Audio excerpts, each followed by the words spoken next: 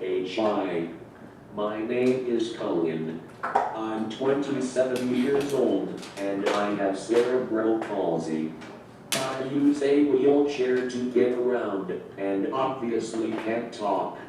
I'm also an out gay man.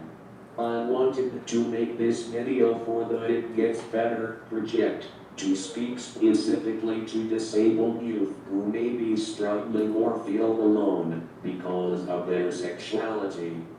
Coming out is hard enough, but there are some extra challenges when you have a disability. I actually had a girlfriend from grade 7 until grade 11. Although, in retrospect, I remember being interested in guys long before that.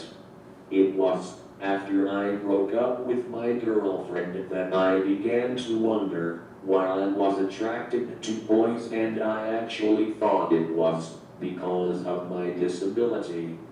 I didn't take gym or hang out with guys from school.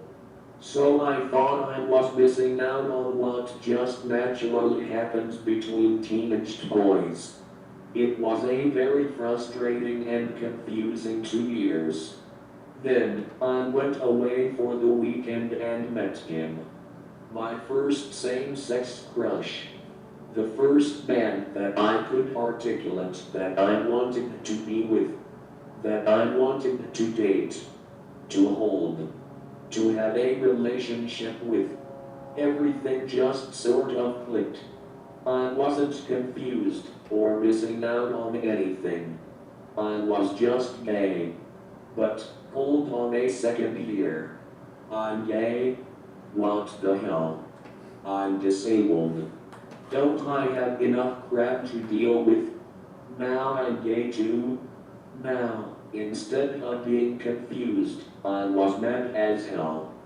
The future terrified me and I felt very alone. I still don't quite know why, but it only took me 2 weeks to come out to my parents. I have to say, it went pretty well. They weren't jumping for joy, but it wasn't a big deal. The problem was that I didn't feel that they were ready to regularly be reminded that I was queer. Like a lot of disabled kids, I relied on my parents more for practical things like transportation or even the little things like getting a book out of my backpack. So, even though I was out, I couldn't explore what it meant to be gay, and that added to my loneliness. At school, I wasn't out, or nearly as visible as I am now. So I was only teased once or twice. What devastated me though was when I came out to my two closest friends and they didn't support me and outed me behind my back. It's harder for disabled people to make a lot of friends. I was completely alone now. The next fall, I moved away to go to university, and things immediately got better. I had the independence I needed to find out who I was. More importantly, though, I found a community that only knew me as being a disabled, gay man, but who accepted and loved me unconditionally. It's almost hard to believe that I've been out for almost 9 years. I live in downtown Toronto now. I'm genuinely respected professionally, and I'm hoping to go back to school to a PhD next year. Even Toronto's queer community is large. I feel a part of it. I know I'm loved and cared for by my queer brothers and sisters. I like to say that my social life is dreadfully stereotypical for a gay boy my age. I go to parties and clubs just like anyone else. I've been single, and yes, I've dated and had very natural, fulfilling relationships.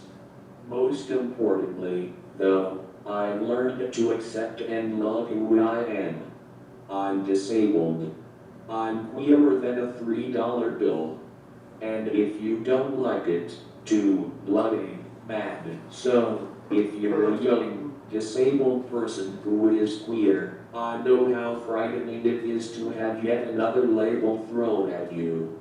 But be proud of who you are. Know that there is a community out there who will support and love you unconditionally.